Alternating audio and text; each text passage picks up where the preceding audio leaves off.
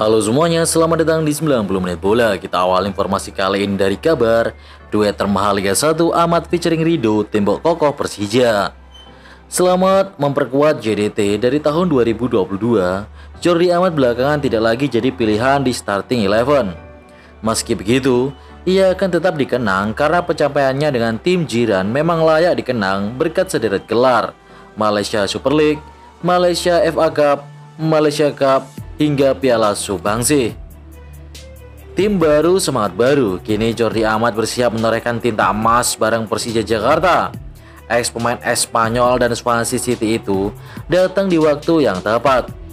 Tak berlebihan kiranya jika duet Jordi Amat featuring Rizky Ridho layak disebut sebagai duet termewah di Liga 1 2025-2026 karena keduanya berstatus bintang timnas Indonesia. Lebay? Tentu saja tidak. Siapa yang berani membantah kalau Rizky Ridho merupakan satu di antara bek terbaik yang dipunya Indonesia? Siapa punya yang berani menyangkal skill Jordi Amat sehingga ia kemudian masuk program naturalisasi PSSI? Jordi Amat menegaskan ia sudah tak sabar bermain dengan Persija, tentunya berduet dengan Rizky Ridho. Saine Patinama resmi gabung Buriram United. Saine Patinama menyusul jejak kompatriotnya di timnas Indonesia. Asnawi Mangku Alam dan Prata Marhan menjalani karir di Thailand. Saine resmi bergabung dan juara Thai League 1 dalam 4 musim terakhir Buriram United pada Senin 7 Juli 2025. Kehadiran pemain berusia 26 tahun tersebut untuk memenuhi kuota pemain ASEAN di Buriram United. Bersama klub yang dijuluki The Thunder Castle tersebut, Saine Patinama akan mengenakan nomor punggung 20. Buriram United berhasil mencapai kesepakatan untuk merekrut Saine Patinama, bek kiri berbakat asal Indonesia. Tulis pernyataan resmi Buriram United di akun Instagram klub. BRI Super League pakai 11 pemain asing, 8 boleh main. Rapat Umum Pemegang Saham atau RUPS PT Liga Indonesia Baru memutuskan bahwa setiap klub BRI Super League 2025-2026 diperbolehkan mengontrak maksimal 11 pemain asing. Direktur Utama PT LIB, Ferry Paulus mengatakan bahwa per kesebelasan paling banyak memasukkan 8 pemain asing dalam daftar susunan pemain, baik menjadi starter ataupun di bangku cadangan. Sementara sisa 3 pemain asing tidak bisa masuk line up. Selain itu, peserta Liga 1 musim depan juga diharuskan memiliki minimal 5 pemain U23 kelahiran 2003 dengan paling sedikit 1 pemain bermain sebagai starter selama 45 menit di lapangan. Erick Thohir angkat bicara terkait Piala Indonesia. Ketua PSSI Erick Thohir merespon permintaan publik yang menginginkan Piala Indonesia dihidupkan kembali setelah 6 tahun mati suri. Pria yang juga menjabat Menteri BUMN RI itu lantas menyinggung persoalan kewilayahan. Saya sangat welcome. Liga 1 ada 18 klub.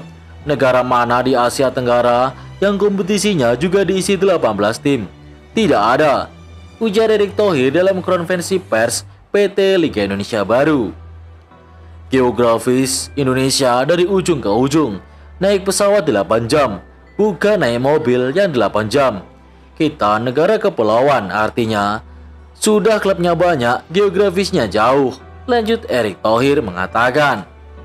Erick Thohir memberikan contoh klub Indonesia harus menjalani jadwal yang sangat padat di Liga 1 dan turnamen antar klub Asia Tenggara, AFC Champions League atau ACL2 dan juga AFC Champions League ACGL.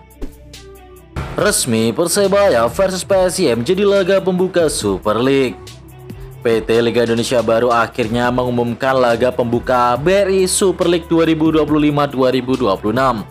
Direktur Utama PT LIB Ferry Paulus menyebut duel antara Persebaya melawan PSM Yogyakarta akan mengawali musim baru kompetisi kasta tertinggi sepak bola Indonesia itu. Pertandingan ini dijadwalkan berlangsung di Stadion Gelora Bung Tomo, Surabaya pada 8 Agustus 2025.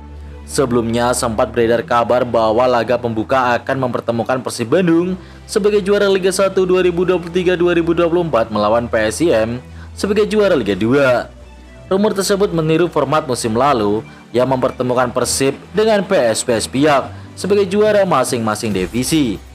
Namun Ferry Paulus menegaskan tidak ada aturan baku yang mengharuskan pertandingan pembuka selalu mempertemukan juara Liga 1 dengan juara Liga 2. Tebus transfer, Persija datangkan Fabio Silva. Persija Jakarta kembali mendatangkan pemain asing asal Brasil untuk Liga 1. Terbaru Macan Kemayoran menebus pemutusan kontrak atau buyout clause Fabio Silva dari klub Confianca dari Série C Brazil. Pembayaran buyout clause dilakukan manajemen Persija lantaran Fabio Silva masih terikat kontrak dengan timnya hingga Desember 2025 mendatang. Merujuk data Transfer Market, pemain yang memiliki nama lengkap Fabio da Silva Calonego ini berposisi sebagai gelandang bertahan. Namun dirinya juga bisa berposisi sebagai bek kanan dan gelandang tengah yang membantu penyerangan. Sepanjang karir sepak bolanya, pemain berusia 27 tahun ini hanya membela tim-tim asal Brazil saja. Kuipers dan Edo dulu ikon, sekarang lawan Persib.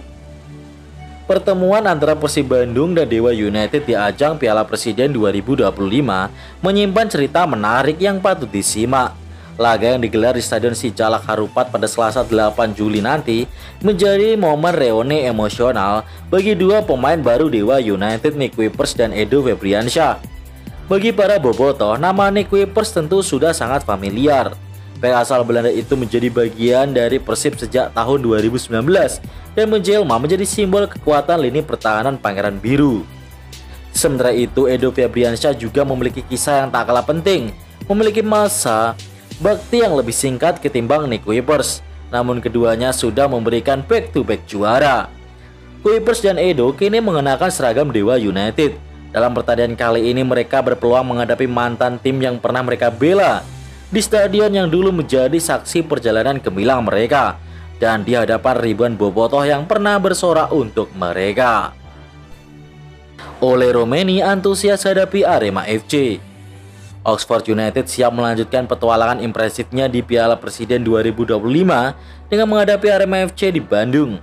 Striker Ole Romeni mengaku antusias menyambut laga ini. Usai timnya tampil gemilang di pertandingan pembuka, klub asal Inggris itu sukses mencuri perhatian publik tanah air setelah mengajar Liga Indonesia All-Star dengan skor mencolok 6-3 di Stadion Utama Gelora Bung Karno. Performa meyakinkan ini jadi modal penting bagi Oxford jelang duel sengit melawan wakil Liga 1 berikutnya, yakni Arema FC, sang juara bertahan Piala Presiden.